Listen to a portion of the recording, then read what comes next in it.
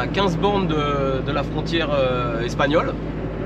Et évidemment, on ne pouvait pas partir du Portugal sans vous mettre un peu de fado, hein, la musique traditionnelle, et surtout sa grande diva Amália Rodrigues, qui était aussi une grande actrice, voilà, et qui est l'équivalent d'une Césaria Évora au Cap-Vert, une Celia Cruz à Cuba. Donc voilà, Amália Rodrigues. Se uma gaivota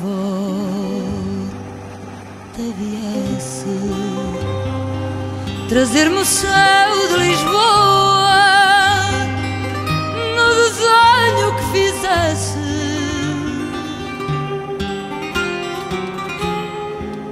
nesse céu onde o olhar é uma asa que não voa, dos morais se cai no mar.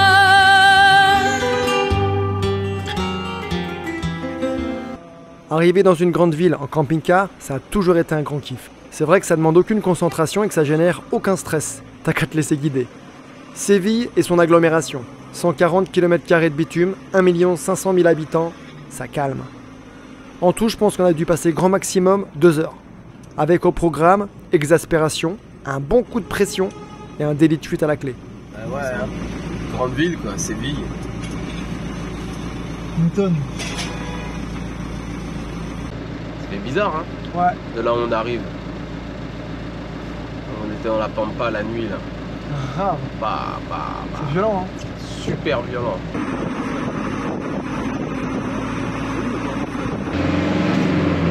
Oh, il repleut quoi, putain. Chier.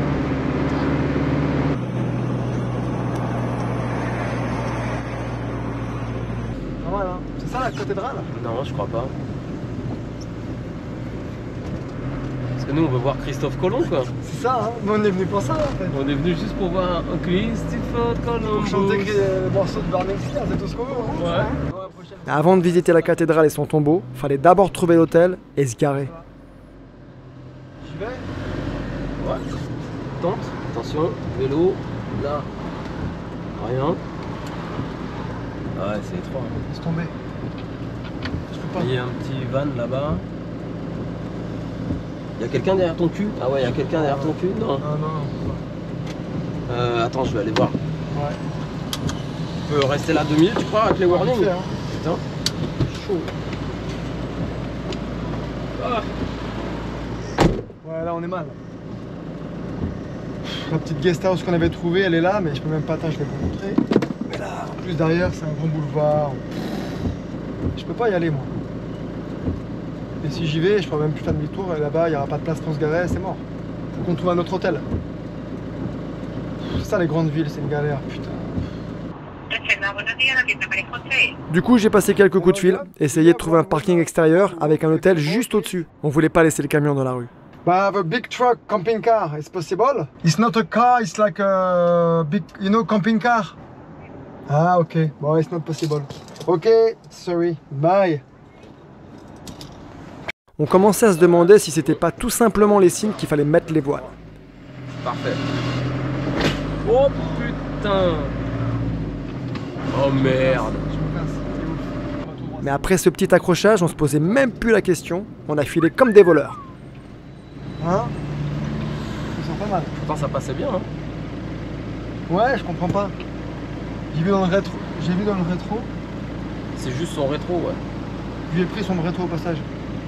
Hein? Ouais, il a l'habitude. Le mec, il était en train de livrer, il connaît ça. C'est les éboueurs, je crois. Allez. On a mis le cap sur un petit village à 30 km de là. Un petit village avec des maisons blanches et pas beaucoup de bagnoles. Mais il est écrit que tout se paie dans ce bas monde. Prenez la 3e sortie sur Avenida de Kansas City. Kansas City, c'est super. Tu m'étonnes. Posada San Fernando. Plaza San Fernando. D'un excellent rapport qualité-prix, cet hôtel jouit d'un emplacement idéal sur la place principale de Carmona. Un lieu douillet avec des chambres pleines de caractère et aménagé avec un goût dans un édifice du XVIe siècle. Je l'ai. Fernando? Bien sûr. C'est parti.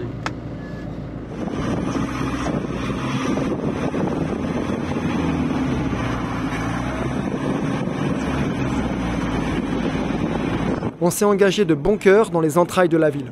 Effectivement, on était loin de la cohue de Séville. Les couvents, les patios, les petites places typiques, Carmona respirait la tranquillité et le calme andalou. C'est bon ou pas? Ouais, c'est bon de mon côté. Serre complètement chez toi. Ouais. Très vite, les rues pavées se sont transformées en ruelles escarpées et on a senti le piège se refermer. Ouais, c'est chaud les gars.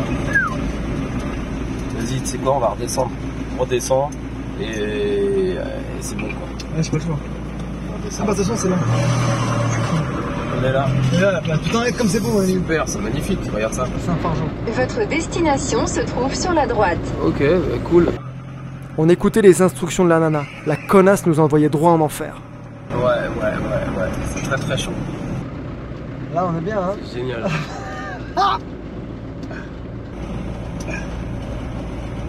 Putain de sa race, ah ouais. Déjà il est où l'hôtel? Je possède à San Fernando. Là, je sais même pas si tu passes déjà. Là, je sais même pas si tu passes. C'est ça qui est bon quoi.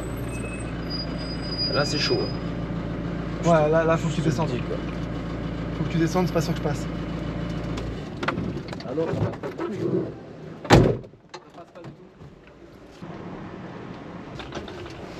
Ah on est mal là, on est très très mal.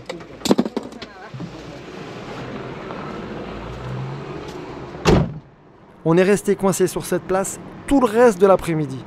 J'ai pas voulu filmer pour pas alourdir notre dossier, mais croyez-moi, la petite vie paisible des villageois venait de voler en éclats et on a vite compris à quoi servaient les balcons accrochés aux fenêtres.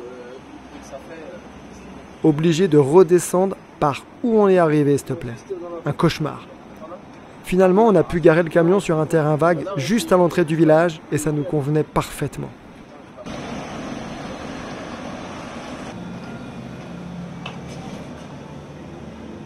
c'est la cave quoi. Hein, la cueva. C'est humide là-dedans. Hein?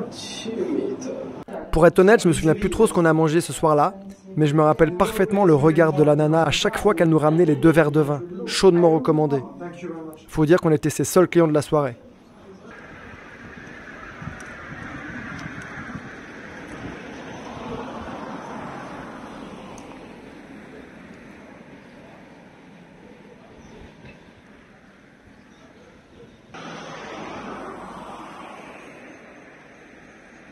Le lendemain matin, on est retourné sur nos pas. On a fait quelques courses au passage et on a remonté sur la place. On avait eu l'occasion de faire quelques rencontres la veille. Ça veut dire qu'on est resté bloqué ici hier. Tu te rends compte? Extra. On aurait pu faire le tour 20 fois.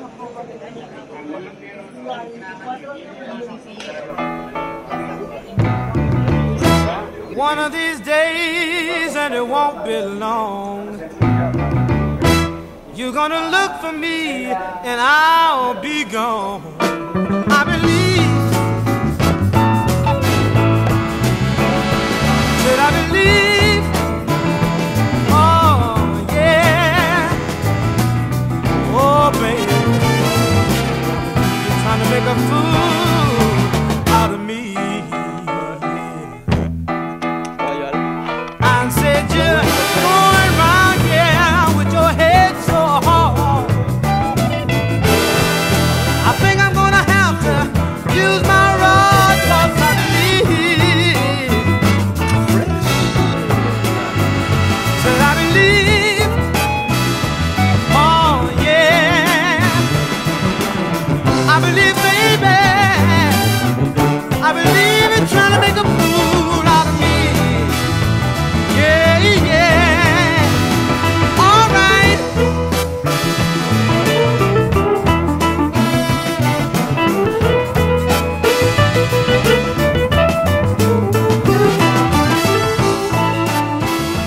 Yeah.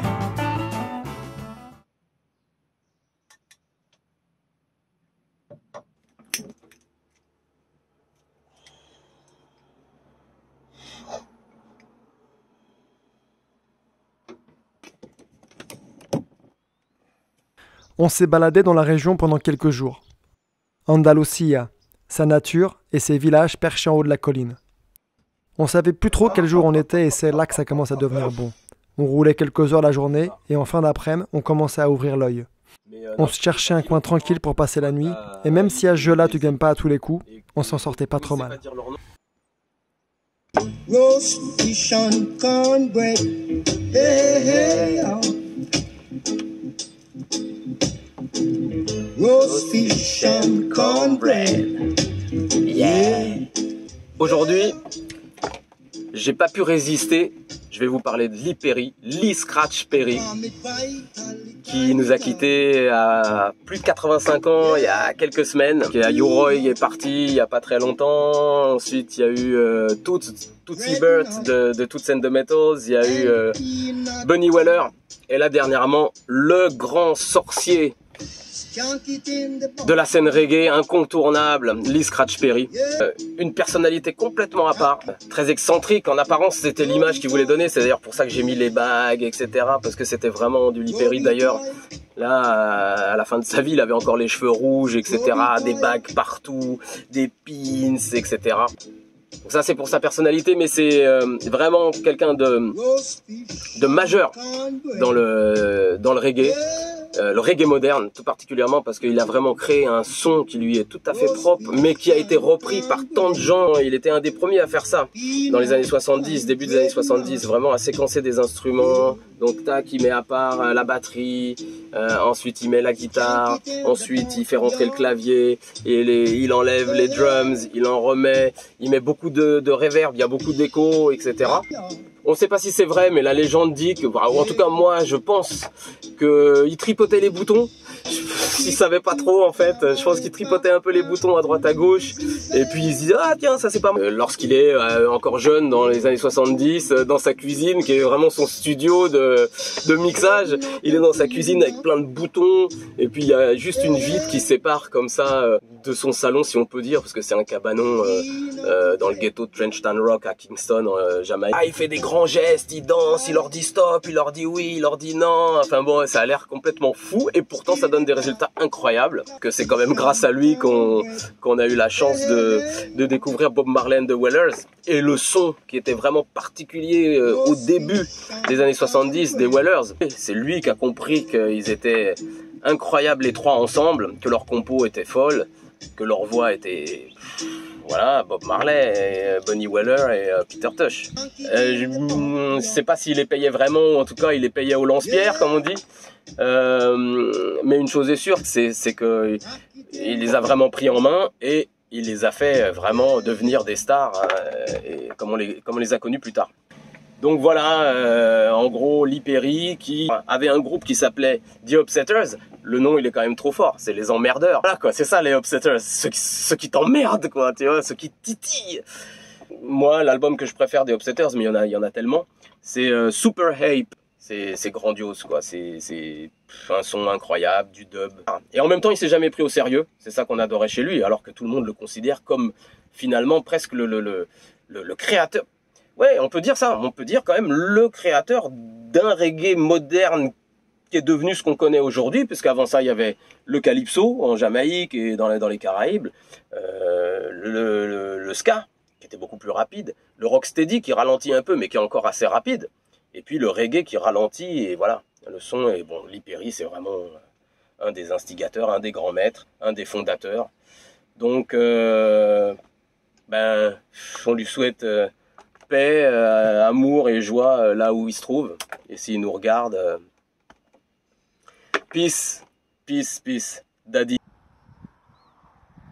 On a continué de flotter encore quelques jours dans une espèce de rêve coloré, et dans ces moments-là, la vie peut être d'une simplicité étonnante et le temps filait à une vitesse folle. On s'est réveillé en fin d'après-midi, sur la route de Campillos. Le ciel venait de changer de couleur et la pluie, nos plans pour la nuit. Ce que je peux vous dire, c'est que là on est dans le Campillos, quoi. Alors dans le Campillos, ça race. C'est-à-dire là, c'est la tempête. Vous rentrez dans une dépression, attention au trou d'air, attachez vos ceintures, tu vois. Ah mais là on est dans le Campillos. Là c'est Campillos. Là c'est des Campillos de fou, on est en pleine dépression nerveuse, putain, regarde. Ouais, on peut pas faire pire. Non. Regarde le lac. Putain, on avait tout pour nous, regardez les gars. On voulait s'installer là, nous. C'était le moment de changer d'air et peut-être de retenter une grande ville. vois, la ville de Grenade est reconnue pour son bien-vivre et son dynamisme. Tu vois, quand je tape les associations, lieux associatifs. Ouais. T'as beau savoir que tout est déjà écrit d'avance, t'essaies toujours de faire quelques petites modifs. On vient d'arriver à Grenade, on vient de se poser dans un parking spécial camping-car, etc. On va pouvoir prendre nos affaires et bouger un peu dans le centre de la ciudad. Et ouais, je vais bouger parce que c'est tellement long que je déborde un peu sur la route et j'ai peur de me faire défoncer. Donc là, je vais changer de place.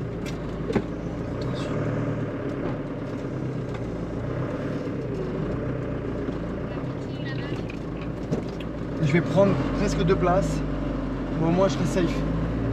Là je déborde, le mec qui me voit pas, il me défonce l'arrière. Voilà, ce que je vais faire, je vais me mettre là, et là on est bien. Voilà, je déborde, comme lui.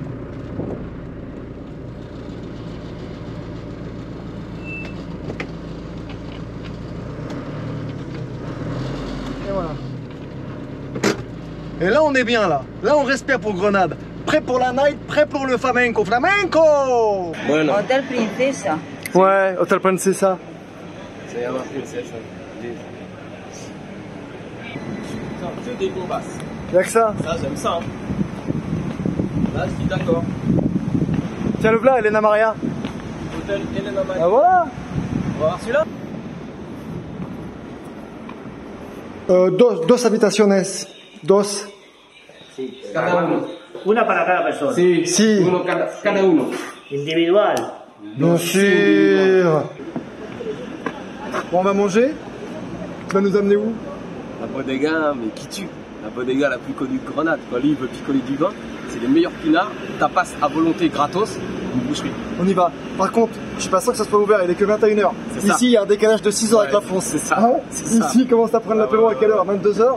Ouais, 22, 23 même. Ils mangent vers les 2-3 heures. Ouais. Ils vont boire un verre vers après. 3-4 heures. Vers 4 heures, ils disent putain les gars, on peut rentrer maintenant, les 4 heures du mat. Ça va? C'est vrai, c'est vrai. Donc on va essayer, on va voir. Mais bon, Inch'Allah, c'est ouvert, on y va. Faut voir. C'est parti.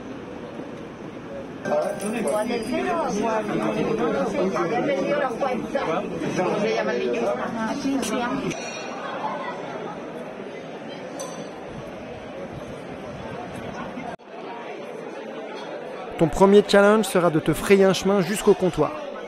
Puis, naïvement, tu essaieras de capter le regard complice d'un serveur, mais il ne te voit pas. Tu n'existes pas. À cette heure-là, la bodega est prise d'assaut par les indigènes. Ça chante, ça rigole, et on dirait même que ça picole un peu. Voici venu le moment tant attendu, et revigoré par ces quelques gorgées, tu commences enfin à te détendre un peu et te fondre dans l'ambiance. Non, tu n'achèteras pas de jambon ce soir. En revanche, tu as repéré ces 2 belles brunes assises juste en face de toi et ton pote. Et si c'était un signe? Une joie de courte durée, car ce ne sont pas elles qui viendront se coller à toi, mais bien lui. 1m90, 130 kg de barbac, venu te raconter, postillon à l'appui, la naissance du rugby dans son Angleterre natale au 19e siècle. Un collégien en pleine partie de foot s'empare du ballon avec les mains et se met à courir vers la ligne adverse. C'en est trop pour ton ami. Il vient de saisir sa chance et tu le regardes prendre la fuite. Te voilà coincé. Tu essaieras maladroitement de tenir à distance le demi-mêlée, mais tes anecdotes ne font rire que toi. Heureusement, cette dernière tournée va l'achever et à ton tour, tu retrouves la liberté.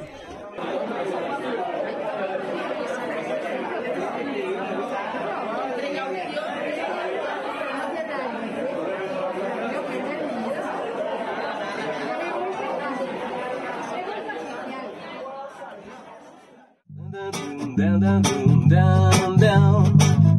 Down, down, down. All I know, all I say, I and I reconsider. I and I see up fully that Christopher Columbus is a damn blasted liar. Christopher Columbus is a damn blasted liar. Yes, Jah.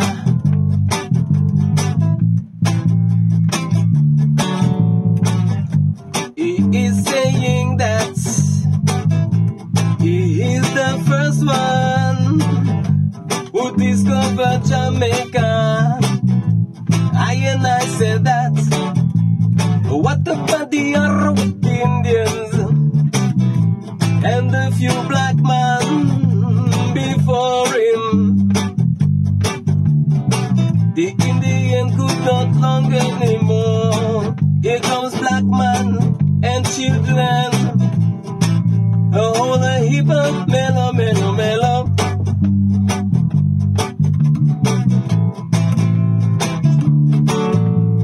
Christopher Columbus is a damn blasted liar. Christopher Columbus is a damn blasted liar. Yes, Jah is a liar. Yes, Jah is a liar. Yes, Jah is a liar. Yes, Jah. Columbus